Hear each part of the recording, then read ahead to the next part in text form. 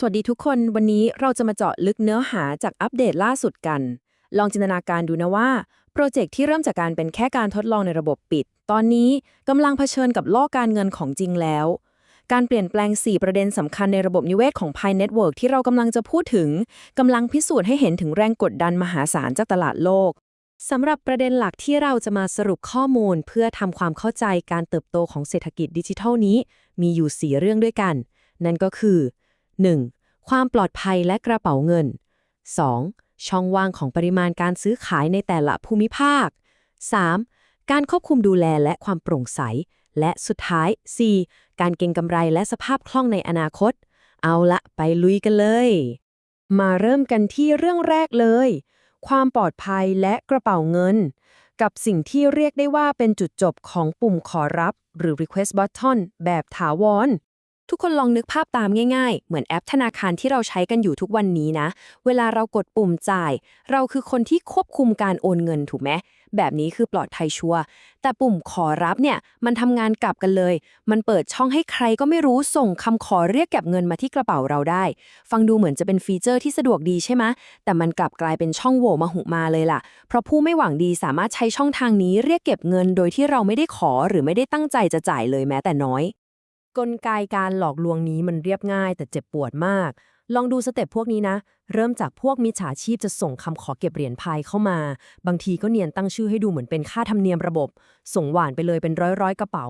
ทีนี้พอมีผู้ใช้งานเผลอไปกดปุ่มตกลงปุ๊บ เหรียญพายจะถูกโอนออกไปทันที ไม่มีแม้แต่การถามยืนยันซ้ำครั้งที่ 2ให้เสียเวลาเลย แค่นิ้วลั่นแตะหน้าจอผิดทีเดียว ก็คือเสียเหรียญไปแบบงงๆเลย แล้วทำไมการเอาปุ่มนี้ออกถึงสำคัญมากรู้ไหม เพราะมันเป็นเครื่องพิสูจน์เลยว่า ตอนนี้ทางทีมผู้พัฒนาหรือคอทีม เขาไม่สามารถปล่อยผ่านปัญหาเล็กๆน้อยๆได้อีกต่อไปแล้ว พอเริ่มมีสินทรัพย์ที่มีมูลค่าจริงๆเข้ามาเกี่ยวข้อง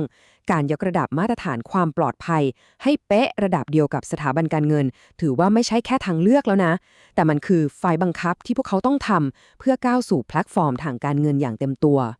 ขยับมาดูประเด็นที่ 2 กันต่อ ช่องว่างปริมาณการซื้อขายทางภูมิศาสตร์และความท้าทายในตลาดฝั่งตะวันตก เราจะเปลี่ยนมุมมองจากเรื่องความปลอดภัยภายใน มาดูความจริงจากโลกภายนอกกันบ้าง ทุกคนเห็นตัวเลขนี้ไหม 121,000 ดอลลาร์สหรัฐ นี่คือปริมาณการซื้อขายเหรียญพายตลอด 24 ชั่วโมงบนคูคอยน์ซึ่งเป็นกระดานเทรดหลักในฝั่งอเมริกาและยุโรปเลยนะ ลองคิดเล่นๆดูสิว่าเงินจำนวนนี้เผลอๆยังซื้อบ้านชานเมืองสักหลังไม่ได้เลยด้วยซ้ำถือว่าเป็นวอลลุ่มที่ต่ำเตี้ยเรียดิน และน่าตกใจจริงๆ เมื่อเทียบกับขนาดความยิ่งใหญ่ของตลาด และกราฟแท่งนี้แหละที่สะท้อนภาพความจริงได้แบบปฏิเสธไม่ได้เลย เมื่อเราเอาตัวเลขไปเทียบกับกระดานเทรดอื่นๆ จะเห็นชัดเจนเลยว่าครูคอยรั้งท้ายแบบทิ้งห่างมากๆ ข้อมูลชุดนี้กำลังตะโกนบอกเราว่า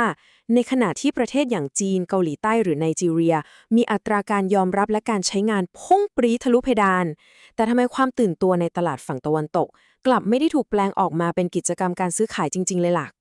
สาเหตุที่เราต้องโฟกัสเรื่องนี้ก็เพราะว่าในโลกคริปโตเนี่ยปริมาณการซื้อขายมันก็เปรียบเสมือนออกซิเจนเลยล่ะ ถ้าไม่มีเม็ดเงินสดๆจากนักลงทุนสถาบันหรือรายย่อยไหลเวียนเข้ามากระบวนการที่เรียกว่าการค้นหาราคาหรือ price discovery มันจะชะงักงันไปเลย แล้วพอมันไม่มีวอลลุ่มการจะเอาเหรียญไปลิสต์บนกระดานเทรดใหญ่ๆมันก็หมดความน่าดึงดูดใจ โอกาสที่ราคาจะเติบโตแบบยั่งยืนก็แทบจะเป็นศูนย์ ต่อให้โปรเจกต์จะมีคนใช้งานเป็นล้านๆคน แต่ถ้าไม่มีเม็ดเงินอัดฉีดเข้ามากราฟราคามันก็นิ่งสนิทเป็นเส้นตรงอยู่ดี มาต่อกันที่ส่วนที่ 3 เลย การควบคุมดูแล ความโปร่งใส และความไว้วางใจ โดยเราจะมาดูเหตุการณ์ช็อกวงการ อย่างการหายไปของแอป Wallbanks Pi กัน ลองดูตัวเลขนี้ 140,000 นี่ไม่ใช่ตัวเลขธรรมดานะ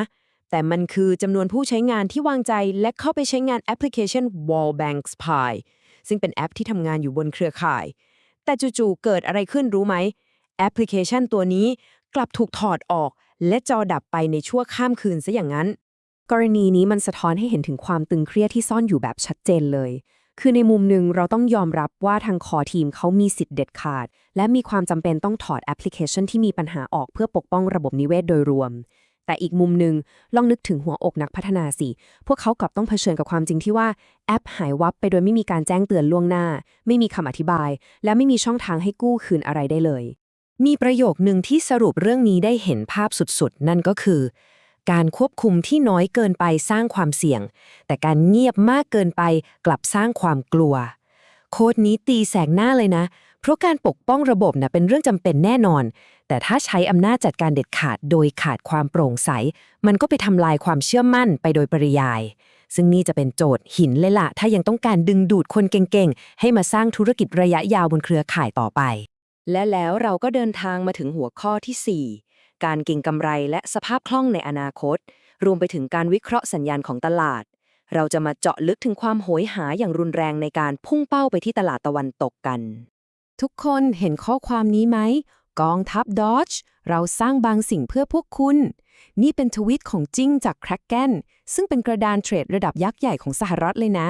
จริงๆแล้วเนื้อหามันพุ่งเป้าไปที่ชุมชน Dogecoin แบบเต็มๆใช่ไหมแต่เชื่อหรือเปล่าว่าประโยคสั้นๆแค่นี้กลับไปจุดชนวนการเก็งกำไรครั้งมโหฬารในหมู่ไพโอเนียร์ซะงั้นทุกคนตื่นเต้นและตีความกันไปไกลมากทีนี้คำถามที่ตามมาทันทีเลยก็คือหรือว่านี่จะเป็นการบอกใบ้ว่าพายกำลังจะไปลิสบนคราเกนเอาล่ะถ้าเรามองข้อมูลกันแบบใจเย็นและเป็นกลางสุดๆคำตอบในนาทีนี้ก็คือยังไม่ใช่มันไม่ได้เป็นหลักฐานยืนยันการจดทะเบียนอะไรทั้งนั้นแหละแต่มันกำลังส่งสัญญาณที่ชัดเจนมากๆว่าตลาดกำลังหิวกระหายตัวเร่งปฏิกิริยามากแค่ไหนแค่มีข่าวลือเบาๆแง้มมาจากฝั่งอเมริกานิดเดียวก็กลายเป็นประเด็นร้อนที่ถูกจับตามองได้ทันทีแต่ที่น่าคิดก็คือว่าถ้าวันหนึ่งเครือข่ายนี้สามารถฝ่าด่านไปลิสต์บนแพลตฟอร์มระดับนี้ได้จริงๆสิ่งที่เกิดขึ้นมันจะไม่ใช่แค่พาดหัวข่าวไวรัลให้คนดีใจเล่นๆนะแต่นี่แหละคือกลไกชิ้นเอกที่จะมาอุดรอยรั่วเรื่องช่องว่างปริมาณการซื้อขายที่เราคุยกันไปในตอนแรกมันคือการเปิดประตูรับสภาพคล่องก้อนมหึมาจากฝั่งตะวันตกให้ไหลทะลักเข้ามาในระบบนั่นเองมาถึงช่วงสุดท้ายกันแล้วกับภาพรวมของเศรษฐกิจดิจิทัลที่กำลังเติบโตเราลองมาประมวลผลข้อมูลอัปเดตทั้ง4ประการเมื่อกี้เข้าด้วยกันดูนะพอเราเอาเหตุการณ์ที่ดูเหมือนจะเป็นคนละเรื่องมาต่อกันเป็นจิ๊กซอว์เราจะเห็นภาพของโปรเจกต์ที่กำลังเปลี่ยนผ่านอย่างชัดเจนเลยเราได้เห็นตั้งแต่การลุกขึ้นมาขันน็อตความปลอดภัยปิดช่องโหว่มิจฉาชีพเราได้เห็นความจริงที่แสนจะท้าทายจากตัวเลขวอลลุ่มการเทรดเราได้เห็นบทบาทการเป็นผู้คุมกฎที่เด็ดขาดแต่กลับมีช่องโหว่ด้านการสื่อสาร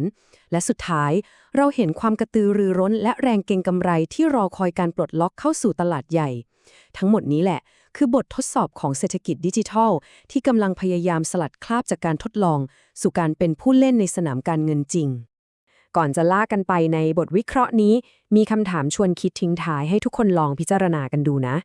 คุณคิดว่าปริมาณการซื้อขายที่ยังคงเงียบเหงาในฝั่งตะวันตกตอนนี้มันเป็นเพียงแค่ช่องว่างชั่วคราวที่เดี๋ยวก็เคลียร์ได้หรือจริงๆแล้วมันคือสัญญาณการต่อต้านเชิงโครงสร้างในระยะยาวกันแน่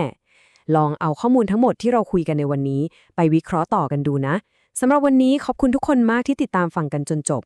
เป็นยังไงกันบ้างครับทุกคนมีความเห็นอย่างไรคอมเมนต์ใต้คลิปแบบจัดเต็มได้เลยผมจะเข้าไปตอบด้วยตัวเองครับหากเห็นว่ามีประโยชน์อย่าลืมกดไลค์กดติดตามช่องอ่อง Channel และแชร์ไปให้เพื่อนๆกันด้วยนะครับขอฝากเพจ Facebook อ่องจิปาถะอ่อง Everything ไว้อีกช่องทางด้วยหากพี่น้องต้องการเข้าห้อง PyBot Academy เพื่อเรียนรู้ทุกขั้นตอนการสมัครและการ KYC ให้กดดูเพิ่มเติมแล้วเลื่อนดูลิงก์เข้าห้องได้เลยครับสำหรับวันนี้ผมขอลาไปก่อนสวัสดีครับ